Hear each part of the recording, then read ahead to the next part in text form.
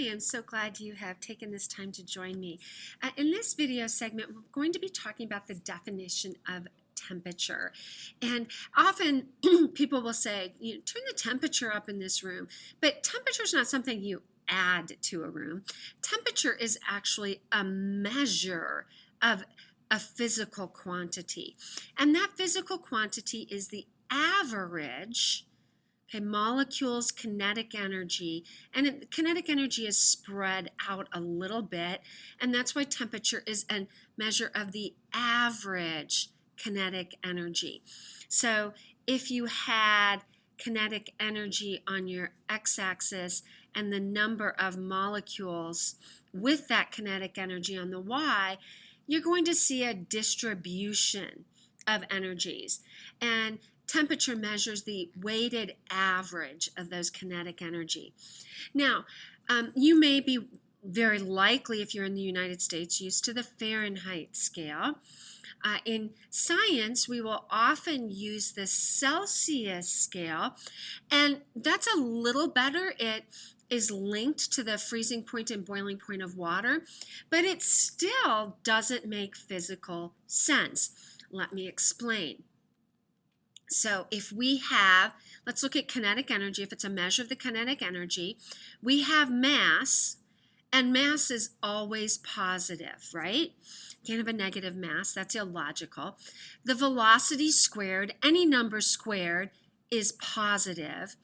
So that means our kinetic energy must be positive.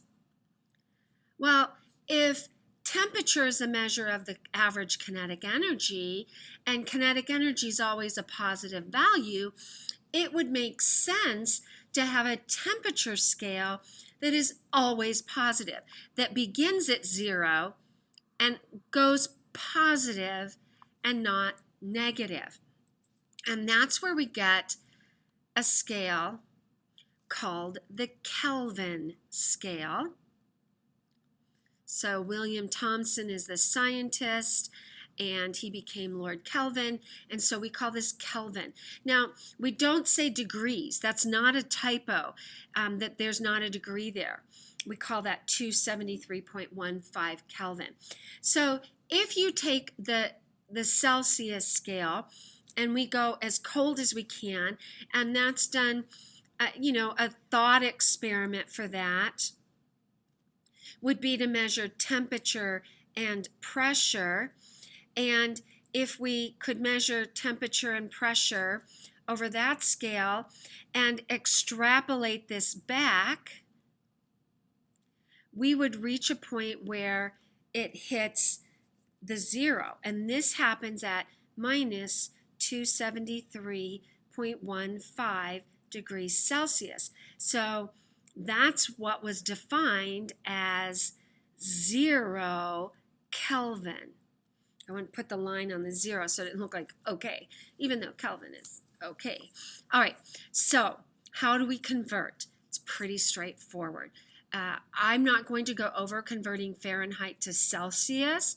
If your teacher or professor does that, and that's something you would be doing in class, you can look up the formula. I only deal with Celsius and Kelvin in my class.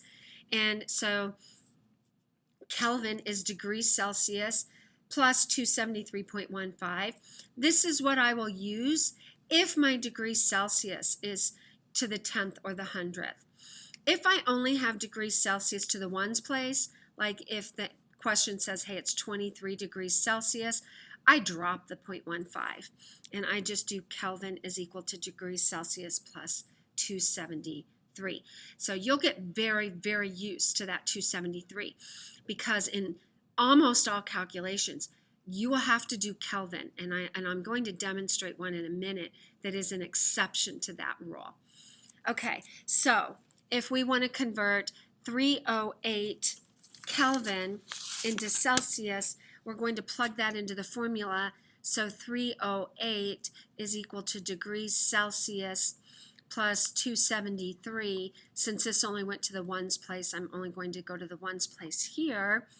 And if you solve for degrees C through subtraction, you should get that this is 35 degrees Celsius. Okay, same thing here. 298.5 equals my degrees Celsius. This time I'm going to go ahead and tack on that 0.15 because I went a decimal place here.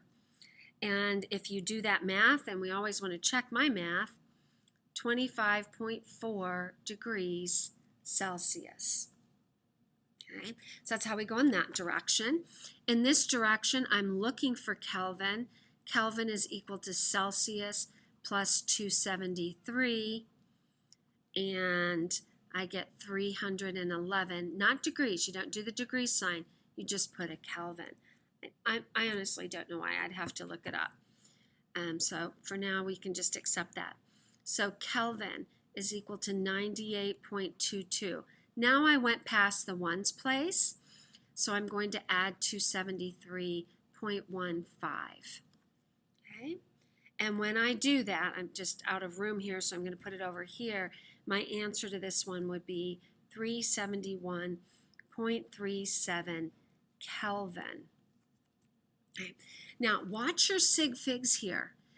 If you'll notice, we legitimately went from a 2 sig fig value to a 3 sig fig value, and we did not change our uncertainty. We did not imply anything different about our uncertainty.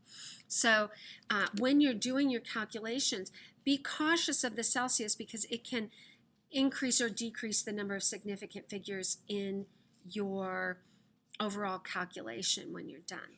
Okay, now this one is asking for a change in temperature. The symbol for change in chemistry is the Greek letter delta. So we want the change in temperature. A change is always the final minus the initial. So we would have 43.8 minus 24.3, and we would get 19.5 degrees Celsius. Okay? Now, let's look at what that change would be if we were in Kelvin units. So delta T, well, I have to convert 43.8 plus 273.15 minus 24.3 plus 273.15. And if you did that math, you're going to get 19.5 Kelvin. Right? So you notice that a change in temperature is independent on whether you calculated that change via Celsius or via Kelvin. Unfortunately, I've seen people calculate the change. This is a change in temperature. We can't add 273 to this. They'll want to add 273 to this to make it Kelvin, and you can't do that.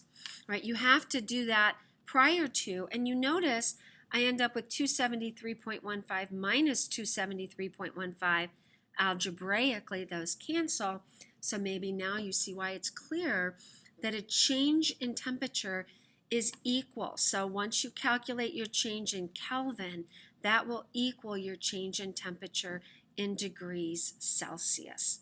So if you come across calculations with a delta T in the formula, feel free to keep it in degrees Celsius. Other than that, switch to Kelvin. You'll have much better luck. Thanks for joining me. I so appreciate your time.